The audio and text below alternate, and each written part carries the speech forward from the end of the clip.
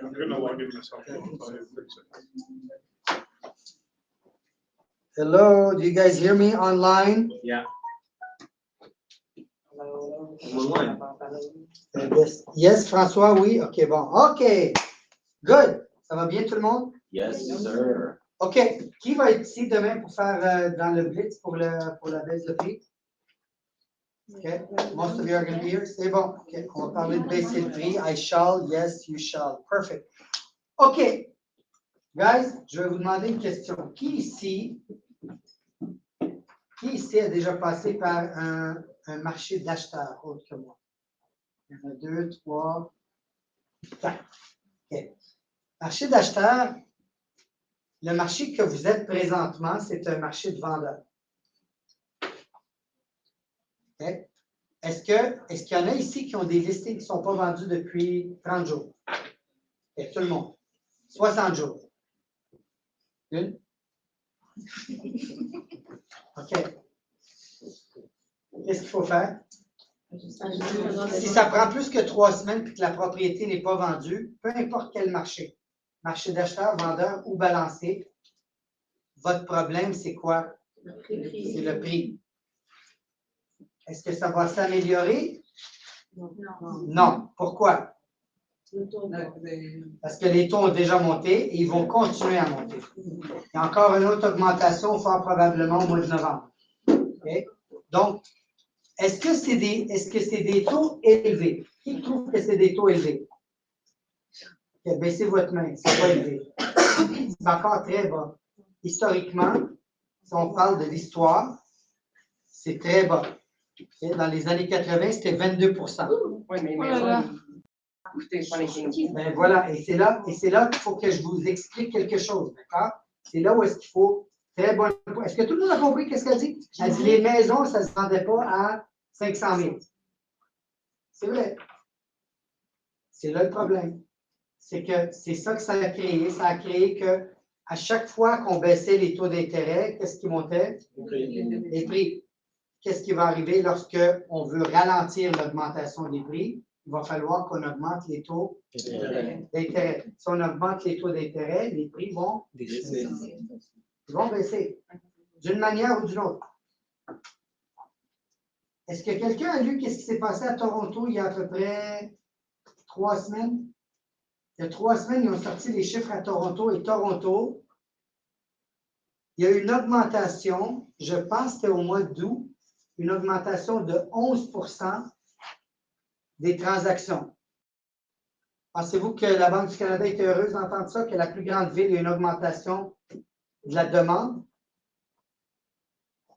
Non. OK? Ils ne sont pas heureux d'entendre ça. Il faut que vous compreniez quelque chose. La Banque du Canada, elle a 2 objectifs. Mais l'objectif principal, c'est de garder l'inflation basse. Pourquoi? Est-ce que quelqu'un est capable de me dire pourquoi c'est important pour que la Banque centrale garde le taux d'intérêt, ou pas le taux d'intérêt, mais le taux d'inflation bas? To avoid crashing the economy? Yeah. Everything's too expensive, they'll have to support the people like they had to do during COVID. If things are expensive, they don't really care about people. So their banks don't really care about people. I'm going to be honest. So yeah, obviously, we could play that violin and No, it's not like they care. in reality, it's much more economic. So, l'inflation, ce que ça crée, c'est que ça crée une incertitude économique. Je vous explique. Nous sommes une entreprise, on a des dépenses, on a des revenus. Okay? Si on n'est pas capable de prédire à quel rythme nos dépenses vont augmenter, on n'est pas capable de planifier comme il le faut. Si on n'est pas capable de planifier comme il le faut, on va prendre des mauvaises décisions. Okay? Ça va arriver, je vous le dis, il y a des agences qui prennent déjà des mauvaises décisions, on le voit, on le sait. Il y a des agences, bien attendre, je vous le dis, il y a des agences qui vont manger une claque, il y a des agences qui vont fermer leurs portes, il y a des agences qui vont faire faillite. Ça, c'est dans les agences. Il y a des notaires qui vont faire faillite. Il y a des entreprises qui vont faire faillite. OK? Ça va arriver. Qu'on l'accepte ou qu'on ne l'accepte pas, c'est ça l'économie. Ceux qui ne planifient pas comme il le faut vont disparaître du marché. Peu importe le segment de marché où on est. OK? Donc, pourquoi est-ce que la Banque du Canada tient tellement, pas juste la Banque du Canada, la Banque du Canada, la Fed, la Banque européenne, les banques occidentales veulent toujours que le taux d'intérêt soit quelque part entre 2 et 3 %. Ils ne veulent pas que ça soit en bas de 2, ils ne veulent pas que ça soit en haut de 3. Parce qu'en bas de 2, comme par exemple la Banque du Japon ou le Japon en général, présentement, est en déclin. Okay? Ils ont un déclin de population parce que le Japon, il n'y a pas d'immigration au Japon, ils n'ont aucune politique d'immigration et c'est comme au Canada, ils ne font pas d'enfants. Ils ne font pas d'enfants puis il n'y a pas d'immigrants. Je vous regarde, là, la plupart d'entre vous, vous êtes peut-être même pas nés au Québec. Okay? Toi aussi, tu es né en Ontario, toi. Okay? Fait, ce que je vous dis, c'est que c'est normal. Notre économie a besoin d'inflation, mais ne peut pas avoir beaucoup d'inflation. Le Japon a exactement le contraire. Il a une déflation. Une déflation, c'est un problème économique parce que si je sais, si cette bouteille-là vaut 5 $ aujourd'hui, puis que je sais, si j'attends un an, elle va valoir 4 $, peut-être que je ne l'achèterai pas. Et si je ne l'achète pas, qu'est-ce qui se passe? L'économie ne roule pas. Donc, une déflation, ce n'est pas bon. Mais une inflation extrême non plus n'est pas bon parce que les entreprises ne sont pas capables de bien gérer le futur. Okay? Donc, on doit être capable d'être au moins capable de dire, OK, le coût de la vie augmente de 2 %, je m'attends à ce que ma masse salariale augmente de 2 %, que les revenus augmentent de 2-3 %, peu importe. Et, OK, mais si les revenus augmentent de 2-3 %, mais que les coûts augmentent à 7, 8, 9, 10 %, on peut l'avaler pendant un an. Mais au bout de 2-3 ans, c'est impossible. Okay? Et c'est la raison pour laquelle la Banque du Canada et les banques centrales occidentales vont continuer à augmenter les taux d'intérêt jusqu'à temps qu'ils voient clairement que l'inflation est sous contrôle. Ils veulent la ramener à 3 %. Est-ce que ça va arriver? Oui, je vous le dis, ça va arriver. Parce que c'est ça la mécanique. Tu augmentes les taux, ça va affecter l'économie. Ça affecte l'économie, ça affecte la consommation. Ça affecte la consommation, ça affecte les prix. Et vous le voyez maintenant. Vous commencez à le voir. Si vous appelez un notaire pour une transaction qui s'en vient dans 2 mois, est-ce qu'il est disponible? Vous en souvenez quand je vous ai dit qu'ils vont vous courir après? Ce n'est pas encore arrivé. Ils vont commencer à vous courir après. En pas long. Okay? Là, maintenant, si vous avez besoin d'un contracteur, est-ce qu'il faut attendre longtemps avant de l'avoir? Encore un peu, mais pas comme avant. Les prix, est-ce que vous avez remarqué que les prix commencent à chuter? L'essence. C'est passé de 2 $, quoi? On a eu 2 $ et 20 à un moment donné. Maintenant, on va, wow, 1,57 $. C'était 89 sous il n'y a pas longtemps. 1,50 $, c'était impensable. Maintenant, on voit 1,50 $. Mais c'est la même chose. Maintenant, vous allez commencer à avoir un petit peu plus de bois, un petit peu plus de matériaux de construction, etc. Et donc, ça va revenir à une certaine normale. Mais pour arriver à ça, on va avoir encore une autre augmentation de prix. J'ai une question. Oui. Pendant les 2 années, on a eu la COVID. Oui. Si ça se reproduit, ça. Un autre COVID, ça se reproduira. Un autre type de confinement. Confinement, je ne vois pas comment ça pourrait arriver. Honnêtement, là, je ne vois pas, puis je pense qu'ils ont compris un petit peu ce qui est arrivé. Ce qui est arrivé, c'est pas normal. Ce qu'ils ont fait, je peux comprendre, je ne vais pas rentrer en politique, là. Je peux comprendre ce qu'ils ont fait, mais ils ne l'ont pas fait pour les bonnes raisons, selon moi. Okay? Ceci dit, ça a créé ce que ça a créé aujourd'hui, OK? Puis je pense qu'ils ont appris, j'espère qu'ils ont appris leur leçon. Parce que la pire chose que tu peux faire pour une économie, puis le problème, c'est ça, OK? Là, je suis un petit peu sorti du thème de la conversation, mais envoyer des chèques aux gens. Pas à nous. Okay, ça pas à nous. Okay? C'est super beau pour les votes. Ça paraît très bien. Mais on a des gens comme Justin Trudeau qui restent au pouvoir. OK? Mais le problème, c'est que c'est ça qui a créé l'inflation. Aujourd'hui, on en paye le prix. Je vais vous dire une chose. La minute qu'on a commencé à imprimer des dollars, pour ceux qui me connaissent depuis longtemps, c'est quoi j'ai fait? La première chose que j'ai faite, j'ai été m'endetter. J'ai pris des dettes. J'ai refinancé des immeubles, j'ai pris de l'argent. Pourquoi? Tu allais le refaire? Fallait? Tu allais refaire l'argent? Ouais. Because C'est pas you pour knew, ça que je l'ai because pris. you knew that that will lose value with inflation. Can you say it out loud? You knew that with inflation that your debts will lose the value. When I take $1 million from the bank, is it my money? No. If inflation is 10% a year from now, is that million still worth $1 million? It's worth 900,000. Is it my money? So I just made 100,000 just by inflation. OK? Ce que je vais vous expliquer, là, c'est que l'inflation, c'est l'ennemi du travailleur. C'est l'ennemi du travailleur. OK? C'est pas bon, l'inflation. Une inflation normale de 2-3 %, c'est correct. Une inflation extrême, c'est pas correct. Puis les banques centrales comprennent ça, les gouvernements ne comprennent pas. Parce que les gouvernements ne comprennent rien. Okay? Je vous dis, là, le problème, c'est toujours les gouvernements. Okay? Si vous avez le choix de ne pas voter pour un gouvernement qui veut vous donner des choses, bien, vous faites la bonne chose. Parce que celui qui vous donne, il va le récolter d'une autre manière. Ça va être en Inde. Je vous donne un exemple typique, OK? Comment se fait-il qu'on a eu tellement de dettes puis que maintenant, les gouvernements balancent leur budget? Comment se fait-il que ça arrive, ça? Taxes? Indirectly. Je vous donne un exemple. Une personne qui faisait 100 000 puis que maintenant, à cause de l'inflation, a trouvé une autre job, pareil, même production, mais qui lui paye 110 000. L'extra 10 000, là, 5 000 s'en va au gouvernement.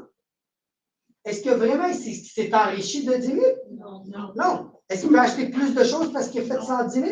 Au contraire, pas juste qu'il ne peut pas en faire plus, il va en faire moins parce que lui, il ne reçoit pas 10 000 de plus, il va recevoir 5 000 de plus. Alors, exact. Et donc, c'est pour ça que je vous dis, les élections s'en viennent. Okay? Choisissez le parti que vous voulez. Je ne suis pas là pour vous dire quoi faire, mais pensez à ce que je vous dis. La personne qui va vous promettre de l'argent, c'est votre ennemi. La personne qui va dire « je coupe les taxes », c'est votre ami. Parce qu'en coupant les taxes, en réalité, il ne coupe pas les taxes. En réalité, ce qu'il fait, c'est revenir à un passé. Parce que celui qui fait 110 000, maintenant, s'il est capable de sauver, au lieu de payer 5 000, il paye 8 000. Au lieu de recevoir 5 000, il reçoit 8 000. Bien, au moins, il va rester où est-ce qu'il est. Okay? Faites bien attention à tous ceux qui vont vous dire, là, on va dépenser, on va faire ça, on va faire. Okay? Faites bien attention à ça. C'est bon? Pourquoi on parle de tout ça? Eh bien, je vous parle de tout ça parce que j'essaie de vous expliquer que, étant donné qu'ils vont continuer à augmenter les taux d'intérêt, c'est fort probablement les prix vont chuter. Est-ce qu'ils vont chuter dramatiquement comme on a eu dans les années 2008 aux États-Unis? Non. Okay? Il va y avoir une baisse, ça va être une correction tout simplement, ce n'est pas une baisse. Et cette correction-là, elle est temporaire, ce n'est pas une correction à long terme. On ne s'en va pas vers un marché comme ça. Le marché, ce n'est pas comme ça. Le marché, il a fait ça, puis là, il fait ça, il va continuer à naviguer. Mais comme Émilie l'a dit, quand les taux d'intérêt étaient à 20 %, eh bien, les maisons se vendaient à 100 000. Fait que oui, 20 % sur 100 000, c'est 20 000 d'intérêt, c'est correct. Aujourd'hui, ils se vendent à 500 000, à 5 % d'intérêt, c'est le même 20 000. OK? Fait qu'étant donné que les taux vont augmenter, eh bien, les prix vont baisser. Et maintenant, on va parler de prix et on va parler de qu'est-ce qu'il faut faire lorsque vous êtes en train de parler avec un client pour le convaincre à lister sa propriété au bon prix avec le marché actuel ou ajuster le prix si ce n'est pas vendu dans les 3-4 dernières semaines, un mois et demi. Okay? Donc,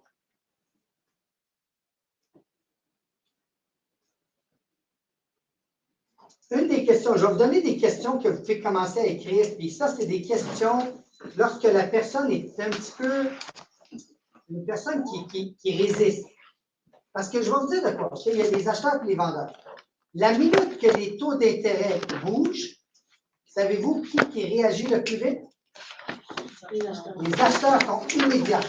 Oh, oh mon Dieu, les taux augmentent, je peux payer. Ah, il y a une panique qui se crée. Ils n'achètent plus. Les vendeurs, ça leur prend 6 mois pour se réajuster. 6 mois. Et vos contrats sont longs comment normalement? 6 mois. Si vous l'avez pris au mauvais prix, 6 mois plus tard, il va être expiré, je vous le garantis. Parce que le vendeur ne s'est pas encore ajusté mentalement. Donc, une des choses qui est très importante lorsque vous prenez un listing, sachez pourquoi la personne vend. Il faut une vraie motivation. Une vraie motivation. Si ce n'est pas une vraie motivation, si c'est parce que le marché il est bon, puis peut-être que je veux vendre, puis peut-être que je veux m'en aller en condo, on n'est pas sûr encore, mais on teste le marché. Ne perdez pas votre temps là-dessus.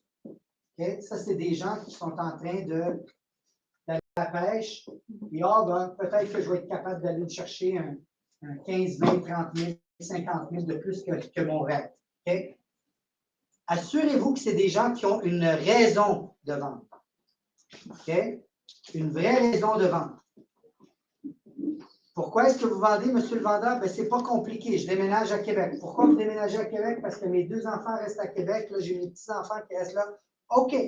Si vous n'avez pas votre prix que vous voulez maintenant, monsieur le vendeur, allez-vous quand même déménager à Québec? Ben, je veux. D'accord. Fait qu'on s'entend que si vous n'avez pas 500 000, mais que vous avez 400 000 allez-vous quand même déménager? Ben là, 400 000, tu charries un peu, Fadi. Je ne sais pas quel prix vous allez avoir. Mais je vous pose la question, monsieur le vendeur. Je m'excuse, j'ai un rendez-vous puis il y a quelqu'un qui m'appelle. BMW 328. BMW 3, combien? 328. Shula. Noir, Choula. Shula. Elle est dans le bureau. Ah, OK. Merci. OK? Donc, une des questions, parce que regardez, la vente, c'est quoi? La vente, si vous dites de quoi à votre client, est-ce qu'il vous écoute? Qui a des enfants? Est-ce qu'ils nous écoutent quand on leur dit de quoi? Non. Donc, il faut apprendre à poser des questions. Une des questions que je vais vous apprendre, écrivez-la. Monsieur le vendeur, j'ai une question pour vous. Si j'ai une Cadillac, si j'avais une Cadillac qui vaut 15 000 et que je demande. Funny, we didn't go to typing school, huh? Yeah, I'm too fast. Like a stenograph at the court. That's heavy pen. Si j'avais une It's time. Well, at least he has it.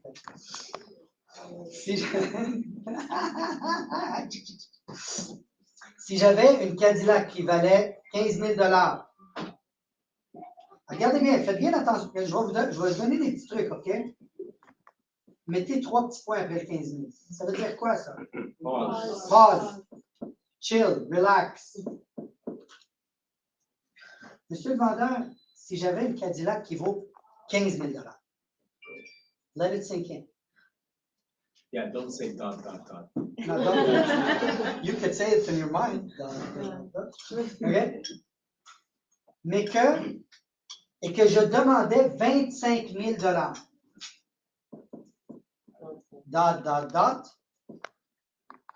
Regardez bien la question. Sous quelles conditions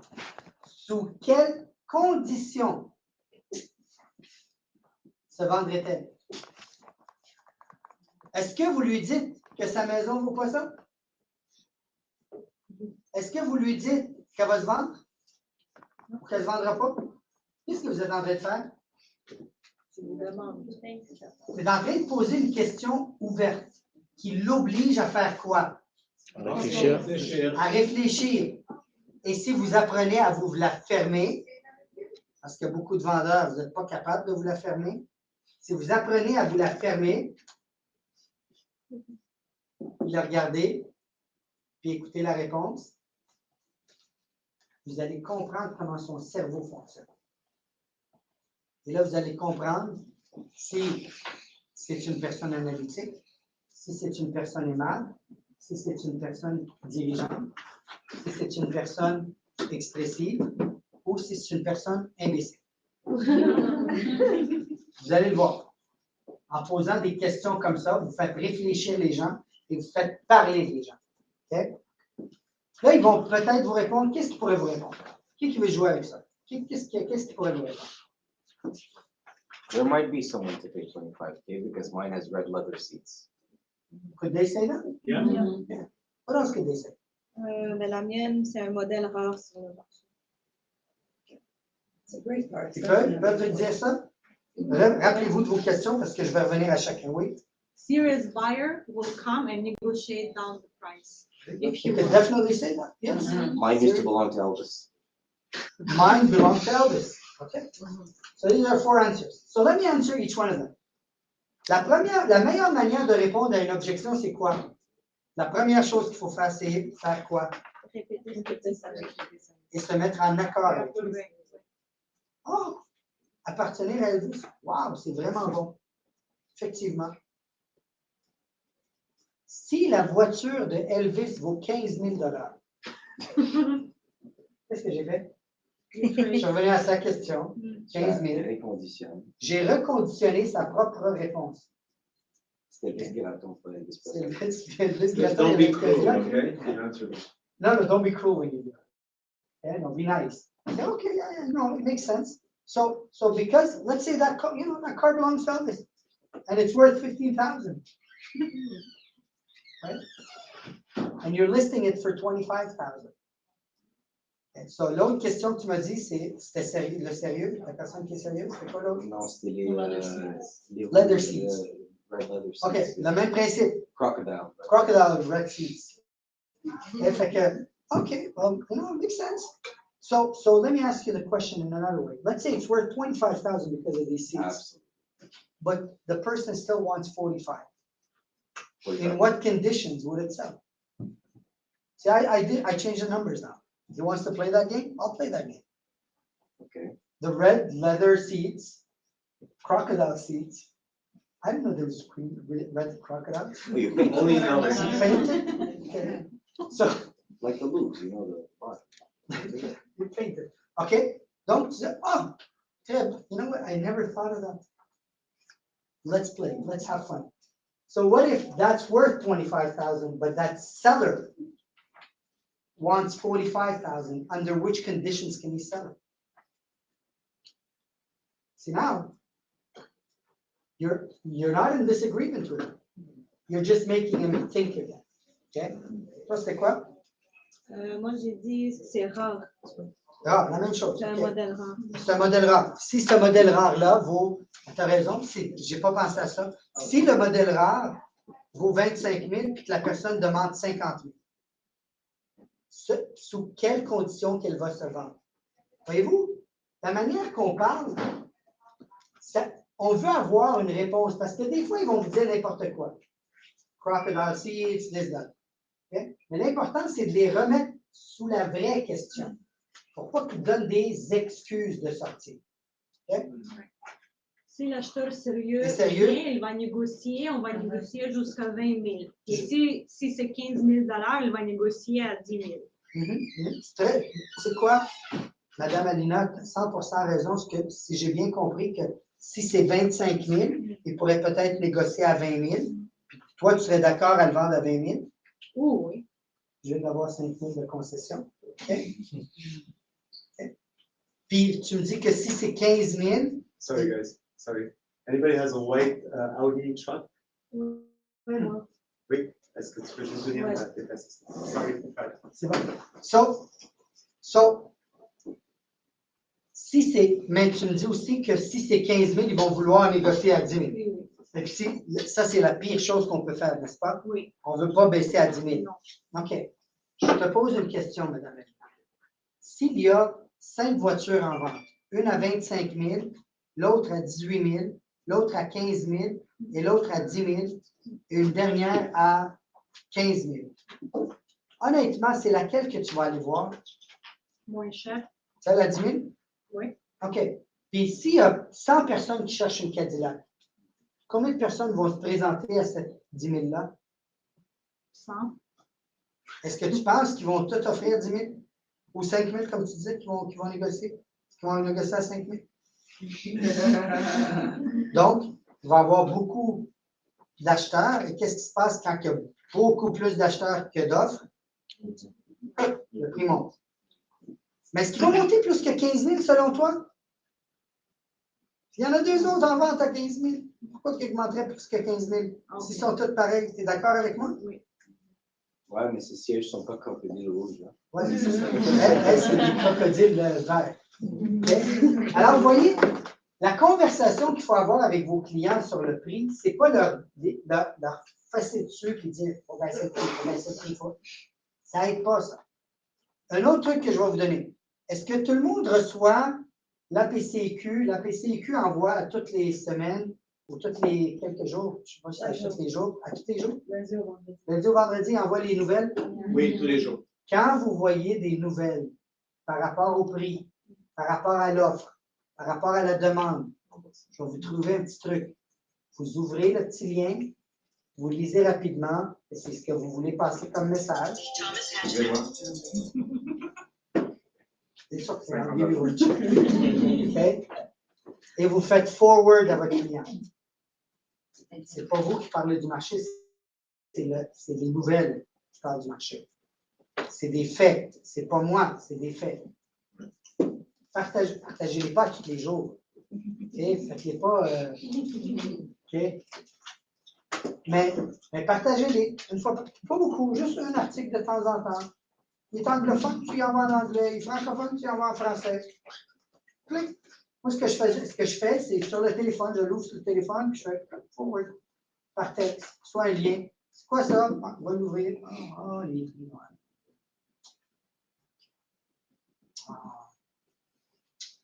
Quand je parle de prix, mais qu'est-ce qui se passe? Il est au courant. Je n'invente pas là. OK? Alors. Je peux juste ajouter un truc? Oui. Adrien dit tantôt, oui, mais mon char, il y a les sièges en cuir rouge. Alors, si un Cadillac qui n'a pas ça se vend à 10 000, celui-là avec les sièges rouges se vend à 15 000, est-ce que tu achèterais pour 5 000 de plus pour avoir les sièges rouges ou tu mettrais le 5 000 dans tes poches pour prendre celui qui n'a pas les. T'as-tu déjà vu un crocodile rouge, toi? Absolument. Je te demande. Juste en Australie, vous l'avez. Juste en Australie.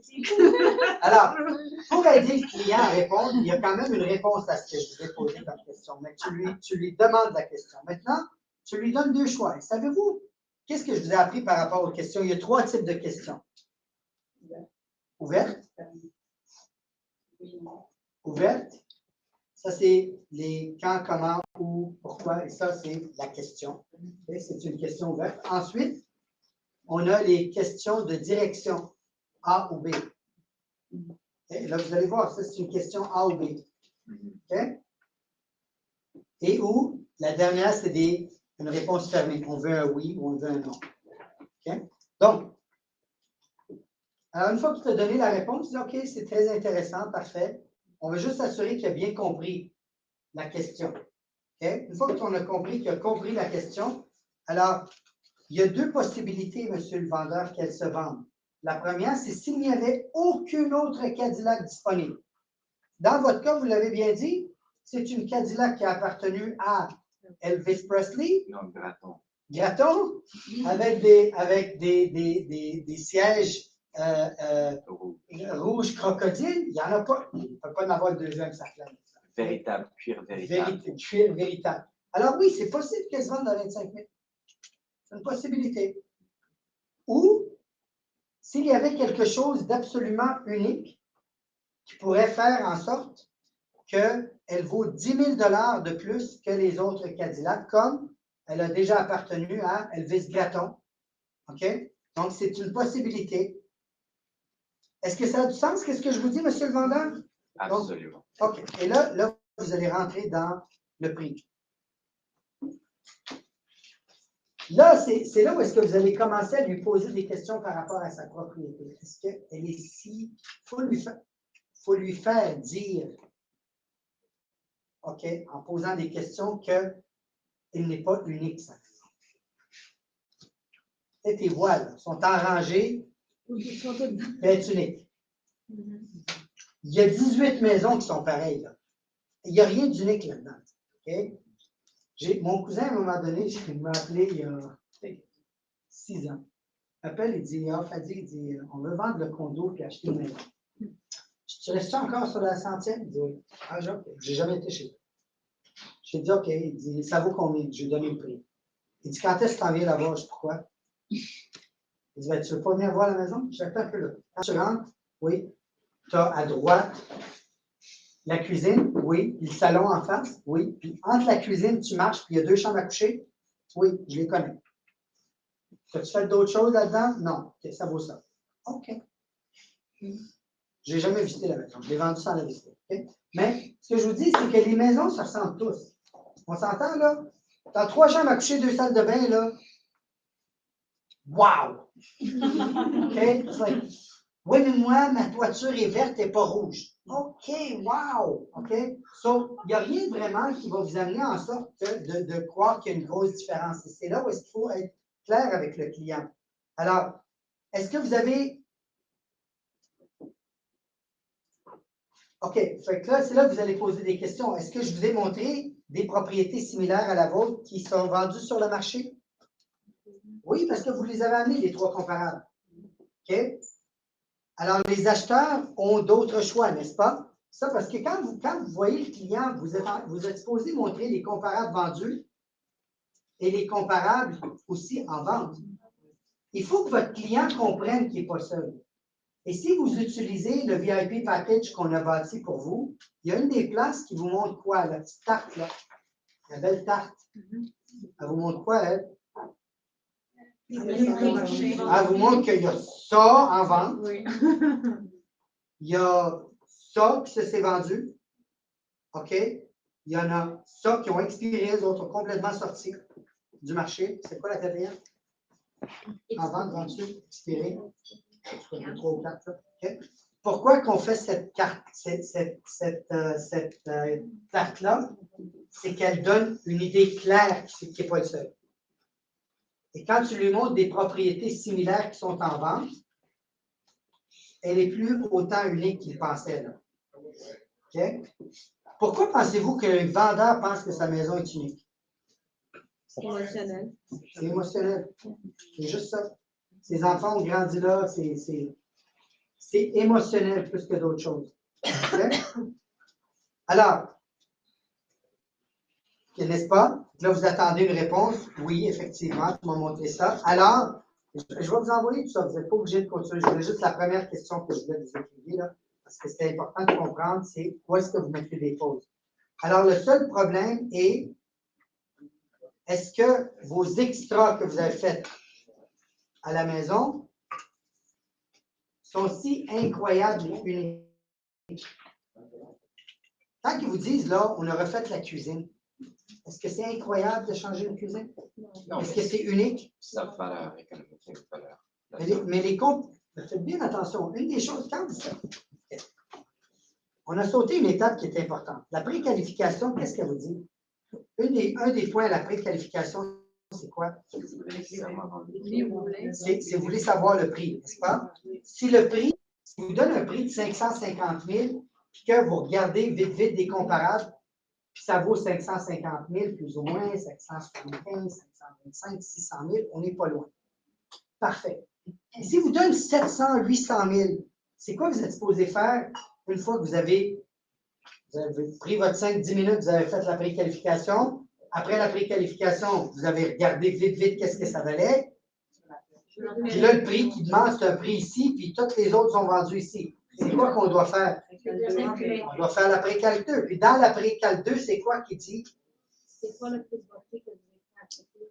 Oui, mais une des choses que ça demande avant ça, c'est qu'est-ce que vous avez fait dans la propriété qui fait en sorte que vous demandez 200 000 de plus que le voisin? Fait en réalité, vous êtes supposé savoir qu'il y a eu la cuisine qui a changé. Puis en réalité, vous êtes supposé savoir qu'il a refait le sous-sol, qu'il a refait les planchers, parce qu'il vous l'a dit. Donc là, votre travail, c'est de dire, OK, parfait, je n'étais pas au courant de cette information-là. Il a refait la cuisine. Il a extensionné la propriété en arrière. Est-ce que vous avez eu un permis pour ça? Non. Oh, il n'a pas eu un permis, mais il a extensionné la maison.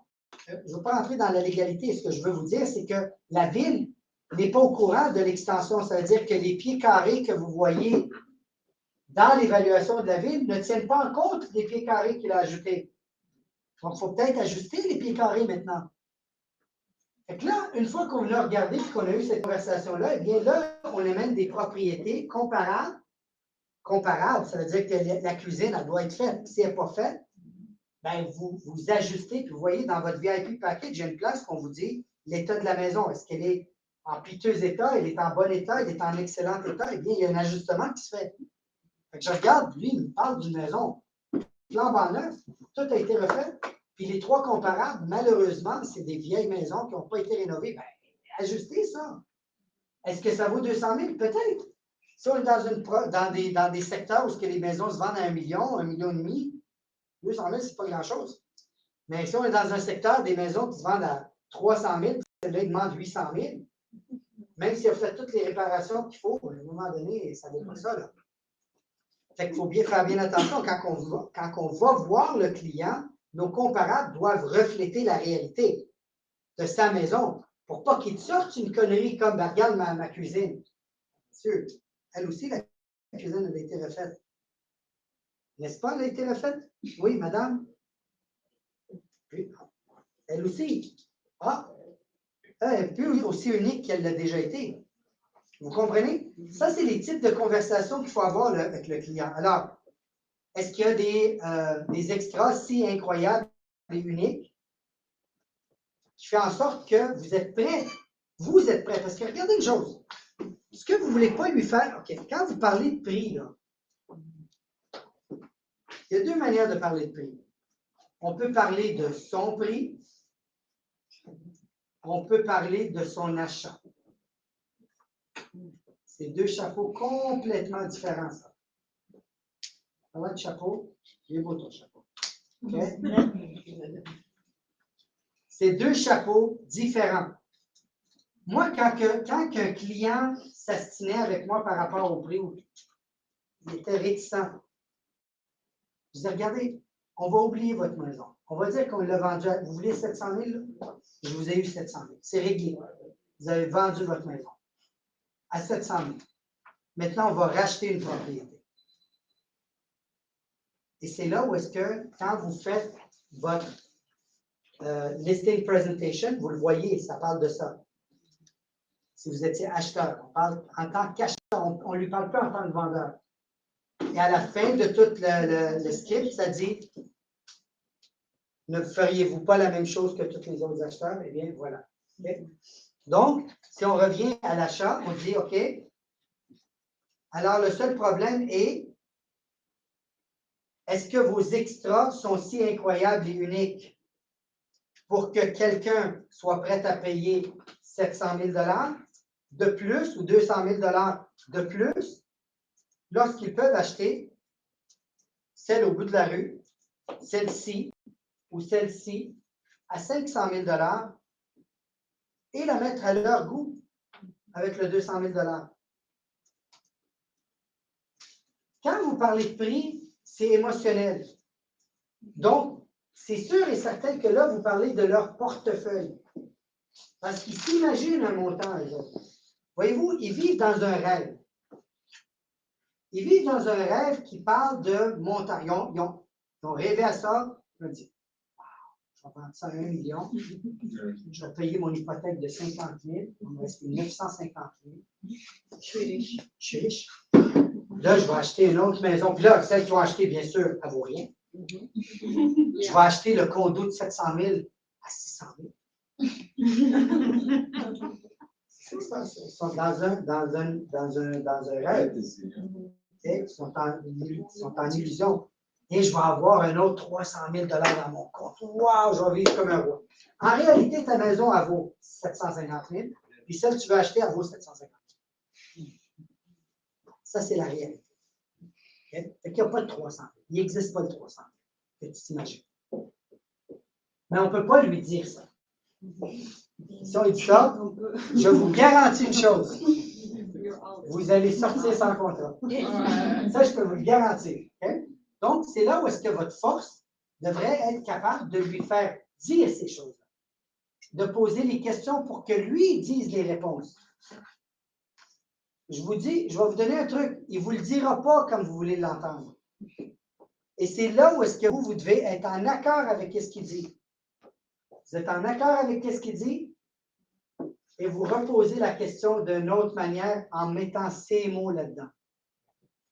Quand vous utilisez les mots du client, il vous écoute.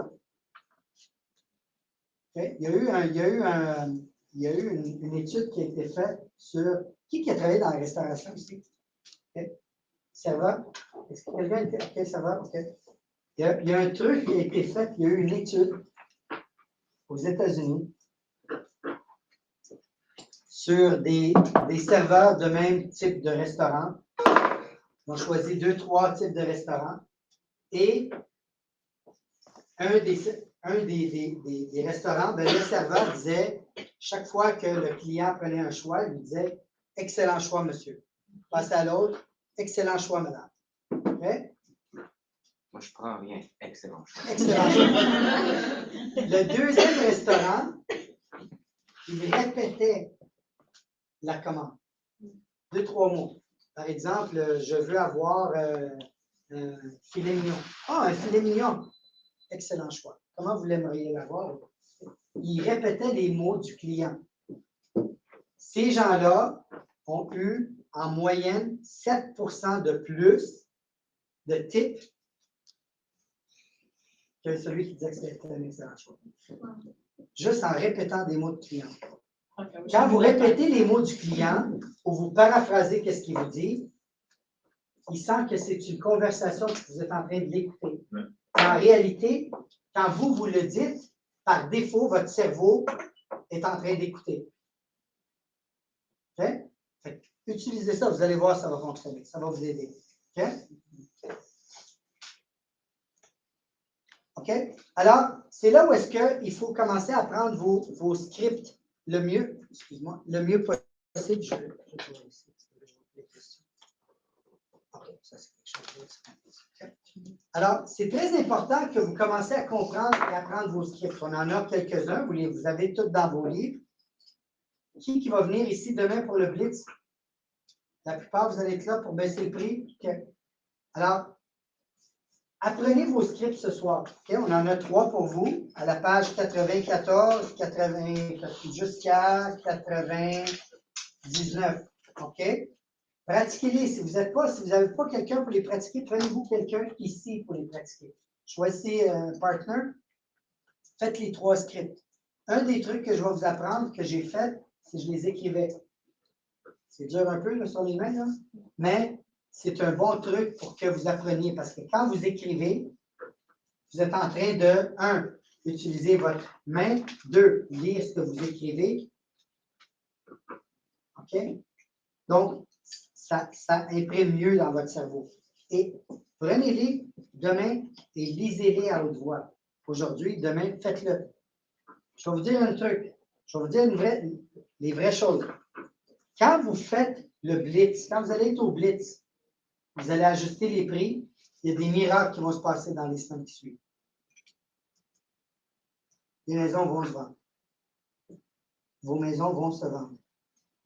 Si vous avez des listings qui ne sont pas vendus, quand vous allez ajuster le prix, ils vont se vendre. Mais, il faut ajuster le bon montant. Ne faites pas l'erreur d'ajuster un peu. Je vous donne un exemple. Qui ici que ça fait plus d'un mois qu'il y a une propriété? Tu es listé à combien? 3,69. Tu as eu combien de visites? Ça fait combien de temps que tu es en vente? 30 jours. Combien de visites? 7. Est-ce que c'est beaucoup, ça, 7? En 30 jours? Non. Pas beaucoup. J'ai déjà eu la conversation 10%. OK. Je vais faire aujourd'hui. Alors, tu n'as que. Fais-les demain parce que tu vas rentrer dans tes chiffres. Parce qu'on va faire un genre de. Ça va être cool demain, OK? Mais, fais-les aujourd'hui, mais place-les demain. Fais-les aujourd'hui, fais-les tout de suite. Si le client est prêt, là, go. Il n'attend pas. Moi, ce que je disais à mes clients, c'est tout le temps, quand je parlais de prix, Quand je parlais de prix, je dis à mon client, je dis, Francisco, je suis devant l'ordinateur. OK? On est mardi aujourd'hui. Est-ce que tu vas avoir beaucoup de visites cette fin de semaine? Oui. Je dirais, je ne sais pas parce que je ne sais pas voir. Pardon? Je ne connais pas la réponse. C'est pas la... Mais est-ce que tu aimerais avoir beaucoup de visites? Oui, oui, bien sûr. Oui. J'aimerais. Parfait. Et je suis devant l'ordinateur. On va ajouter tout de suite un petit montant, juste un 10 sur ta propriété. Ne parlez jamais de prix de montant. Hein? Ne parlez jamais du 30 50 000. Là. Parlez de 10 Parce que 10 c'est quoi 50 000? 10 c'est 10 50 000, c'est beaucoup. Okay? Quand vous voulez leur faire réaliser que ça fait longtemps que c'est sur le marché, vous ne dites pas ça fait combien de mois. Vous dites ça fait combien de jours qu'elle est sur le marché. Quand vous parlez de prix, vous parlez de pourcentage. C'est 10 c'est rien. Mais savez-vous, si je fais ça aujourd'hui, probablement qu'on va avoir un petit peu plus d'activité. Et là, si vous avez une réticence, vous devez absolument revenir sur sa motivation. J'ai une question. Oui. J'ai un condo à vendre, justement. Puis sa voisine qui savait un ami a vendu son condo qui est un rez-de-jardin. Il y a la semaine qu'elle est sur le marché. Nous, on l'a eu la semaine après, puis elle a fait ça fait insultant pour ma cliente. Non, parce que moi, mes parents auraient préféré acheter un rez-de-jardin. Ouais. Moi, non. Mais moi, je ne cherche pas de maison, les autres, oui. Ça a tombé, c'est comme ça. C'est pas, faut pas. Ah, mais j'ai zéro d'activité dans son jour. Ben, c'est parce que ça ne vaut pas ça. Passez une minute, là. Ça fait combien de temps qu'on est en immobilier, Mimi? Quand ça ne vaut pas ça, ça vaut tout ça? Ça ne vaut pas ça. Fini. Est-ce que. C'est pas comme objection. Je sais que je vais avoir un acheteur. Je sais que je vais avoir un acheteur. OK, on va avoir ce. Regarde, je veux que tu sois. Parce que là, de bien la connaître. Okay? On va parler de son acheteur. Ça fait un mois que tu es sur le marché? Émilie, est-ce que tu peux me rappeler pour quelle raison que tu voulais vendre la maison? Je m'en vais en résidence pour passer manger que j'ai déjà réservé. Oh mon Dieu, je ne savais pas que c'était réservé. C'est réservé pour quand? Il y a un décès?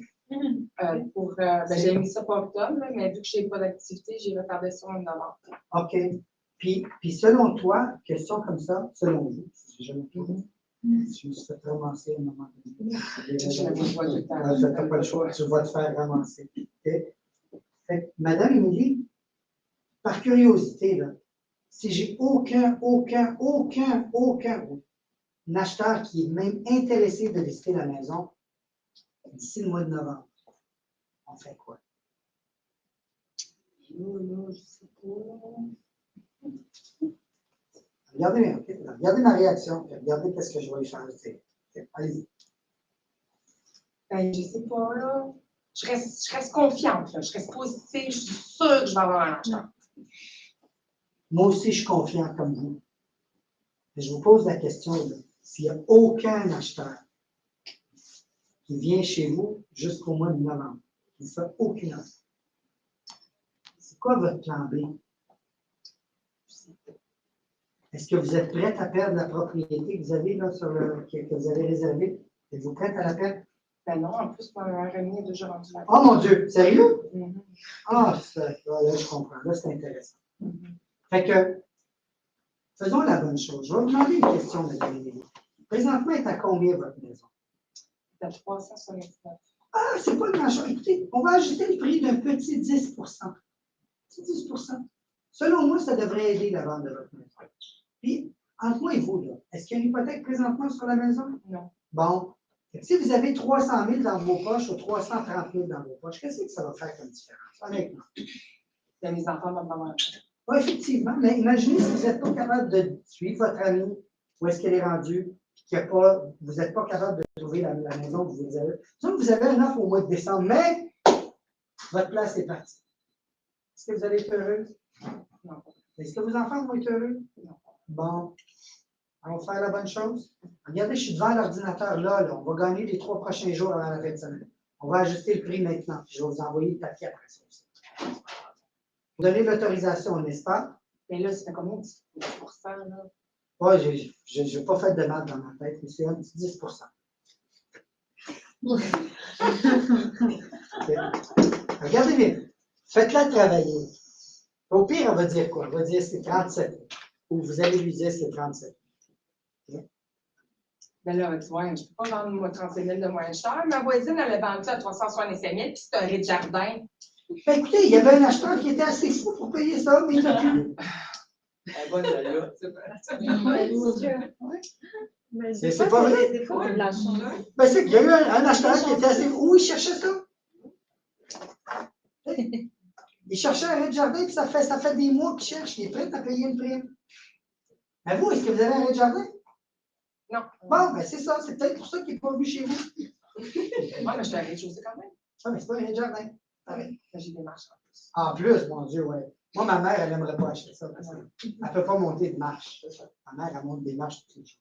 Mais ce que je vous dis, là, ce que je suis en train d'essayer de vous expliquer, c'est revenez à leur motivation. Puis creusez la motivation. Ils ont toutes une motivation. Il y a une raison pour laquelle ils vous ont engagé. La raison, c'est qu'ils ont un plan à faire. Ils ont un plan à suivre. Le plan est, je vends, j'achète, je vends, je loue, je vends, je déménage, je vends, je voyage. Il y a quelque chose.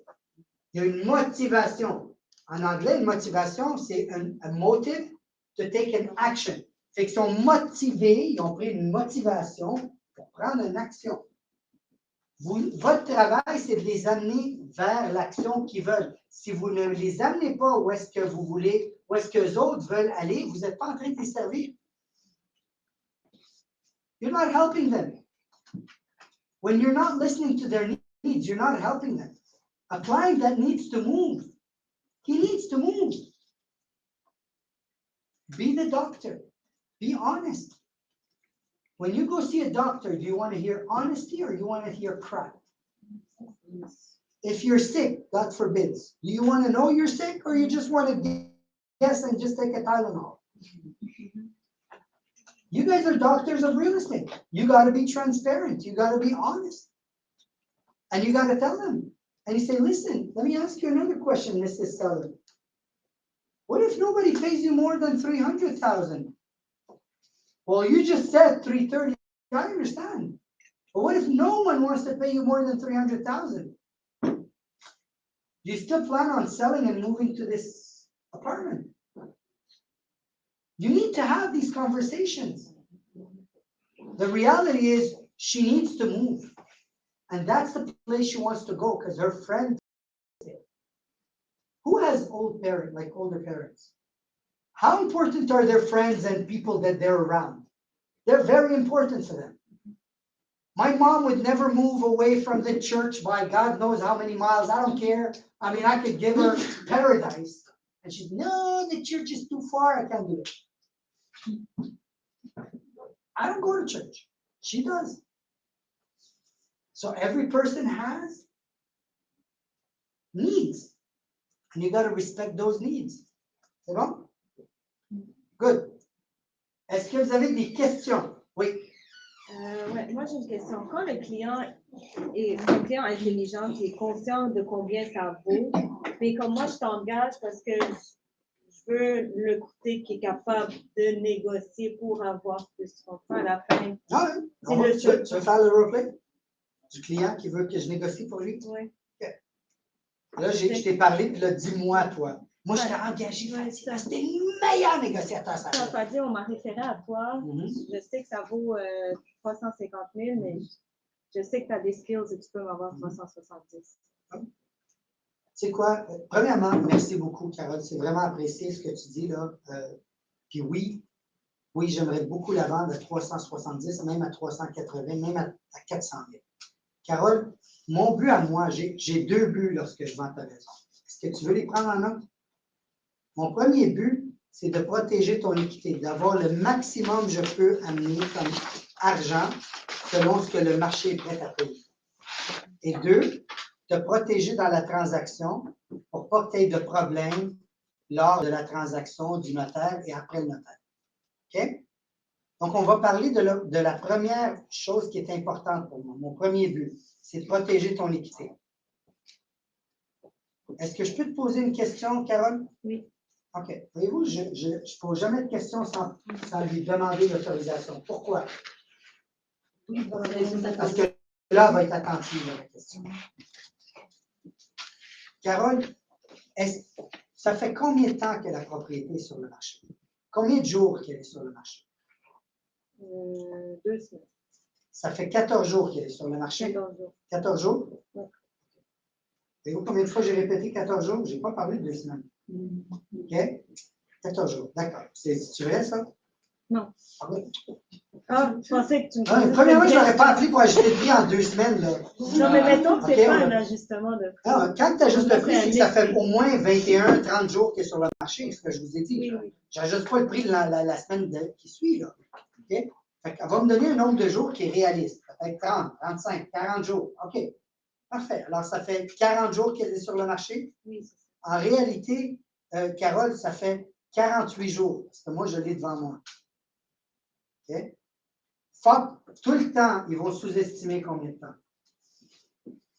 99% du temps, ils sous-évaluent le temps que ça fait qu'elle est sur le marché. C'est votre travail de leur rappeler que ce n'est pas 40, mais bien 49. OK? Est-ce que je peux vous demander combien de visites qu'on a eues depuis les 49 derniers jours, Carole?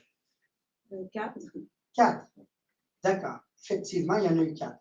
Est-ce que vous pouvez me dire combien d'offres que j'ai reçues pour négocier? 1.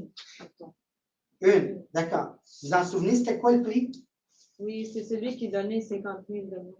Celui qui donnait là, 300 000 au lieu de 370. Et est-ce que vous vous souvenez qu'est-ce que vous m'avez demandé de faire avec cette offre-là? Non, rappelle-moi, Fadi. Vous m'avez dit refuse-la.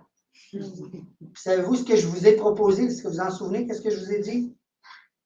De faire une contre-proposition. Absolument, parce que je voulais essayer de parler avec cette personne-là. Vous êtes d'accord avec moi? Oui. Savez-vous ce que lui a fait? Non. Il a refusé. Est-ce qu'on peut forcer quelqu'un à acheter? Non. Puis, je vais vous poser une autre question, Carole. Est-ce que le marché présentement, là, est-ce que les taux d'intérêt sont en hausse ou en baisse? En haut. En hausse. Fait qu'est-ce que ça veut dire que ça va aider les acheteurs à acheter ou pas les aider à acheter? Pas les aider. Est-ce que ça va coûter plus cher d'hypothèque ou moins cher d'hypothèque? Plus cher. Fait que si ça coûte plus cher et que les prix vont baisser, penses-tu que je vais être capable de t'avoir 370? Honnêtement, Carole. Mais Fadi, t'es supposé être le meilleur. Je suis le meilleur, mais il faut une offre. Sans offre, je ne peux pas négocier. Si j'ai aucune offre, Carole, si je n'ai aucune offre, avec qui voulez-vous que je négocie? Mais je vais vous dire une chose. Si vous ajustez votre prix et qu'on a un acheteur, moi, je vous garantis que la minute que c'est un acheteur sérieux, je vais tout faire en mon pouvoir pour vous amener le maximum. Et savez-vous, c'est qui va décider du prix final? C'est vous. Si je n'ai pas le prix que vous voulez, ben, vous n'êtes pas obligé de vendre. C'est bon? Oui. Alors, on va ajuster le prix de 10 % aujourd'hui. On va voir qu'est-ce que ça va donner. D'accord? T'es convaincu? OK? C'est ça l'immobilier, c'est ça le prix, c'est ça les conversations qu'il faut que vous ayez. Quand vous me dites que le client ne veut pas baisser son prix, je vais vous dire une chose. Il y a 2 raisons pourquoi il ne baisse pas le prix. Savez-vous, c'est quoi la première? Ils ne sont pas motivés. Ils ne sont pas motivés. Savez-vous, c'est quoi la deuxième? Ils ne sont pas motivés. Il y a un courtier qui n'est pas bon dans la transaction. Il ne s'est pas posé des questions. C'est jamais la faute du client. Si la personne est motivée, une vraie motivation, que vous êtes un bon courtier, vous allez ajuster. Demain, je devrais voir beaucoup d'ajustements de prix. Parce que vous êtes tous des bons courtiers. Et j'espère que vous avez choisi des bons clients qui doivent vendre. Okay? Alors, le blitz demain, C'est de 9 h à midi. OK? Je veux que vous soyez tous là. Si vous avez des listings, on va avoir un prix au mètre. C'est comment qu'on appelle ça? Prix au mètre? Ah, combien de montants qu'on a réussi à baisser? Ça va être le fun. Hein? Ça commence à 50. Ça a déjà commencé. Il y a quelqu'un qui a déjà baissé de 50 000 aujourd'hui. Bon, on en a un autre ici, là, un autre 30-40 000. Okay? Fait qu'on va voir comment on est capable de se motiver à ajuster le prix pour aider nos clients de passer du plan A au plan B. Okay? Une dernière chose que je vais vous demander de faire, j'aimerais que, qui ici est déjà allé sur le site rlpdqservice.com? Est-ce que vous avez trouvé, parce qu'il y a quelques-uns d'entre vous qui m'avaient contacté, m'ont dit, Fadi, il y a telle chose ou telle vidéo ou tel élément, on n'est pas capable de le trouver. Aidez-moi, okay? Si jamais vous voyez des choses ou si vous ne trouvez pas quelque chose dans le site, laissez-moi le savoir parce qu'on veut l'améliorer autant qu'on peut pour qu'il soit facile d'accès, que vous ayez des outils rlpdqservice avec s.com. Tu n'es pas au courant? Bon. Okay. Ça, là-dedans, tu vas tout avoir, Émilie. Si jamais tu veux bâtir, si tu veux, par exemple, faire une annexe VR, okay? Tu ne sais pas comment le faire, tu t'en vas là-dessus. Il y a des vidéos. Tu as aussi tous les services. Si jamais tu veux un VIP package, tu veux, ils sont tous là-dedans. Qu'est-ce qu'il y a d'autre? Virtual stage. Il y a tous les fournisseurs sont là. Pour du staging, pour des photos, pour des vidéos. Qu'est-ce qu'il y a d'autre? Les booklets, les scripts sont tous là. Vous pouvez les télécharger, vous pouvez les imprimer, vous pouvez les voir. Audiobooks. Ah oui, vous avez tous les audiobooks. Ils sont tous gratuits, là. Je vous les ai tous mis là-dedans. Vraiment, il y a beaucoup de choses là-dedans. Okay? C'est rlpdq service avec s.com. Okay? rlpdq service avec s.com. Ah oui, tout, just listed, c'est ça.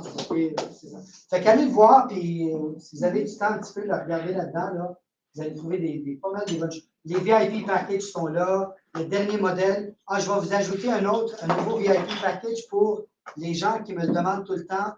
Les immeubles multirésidentiels, 5 logements et plus. Je vais vous faire un VIP package pour ça aussi. Ça va être super bon, vous allez pouvoir le présenter à votre client avec les comparables vendus, le taux de capitalisation. On inverse tout ça par rapport à la propriété de votre client. Et on va peut-être éventuellement, dans la deuxième version, on va vous ajouter qu'est-ce que les banques seraient prêtes à prêter comme montant pour cette propriété-là. C'est vraiment quelque chose de bien. C'est pour aujourd'hui ou demain? Vous avez déjà le modèle, mais on est en train de je vais le travailler dedans. Okay? Vous avez aussi le plan d'affaires. Tout est là. Okay? Question? Non? See you all tomorrow. All right. See you tomorrow. Okay, guys. Thank you. Thank you, guys.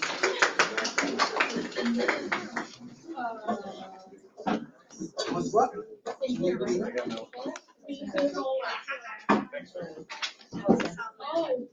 Wait, in the book? Yeah. Oh, okay, I was hearing you.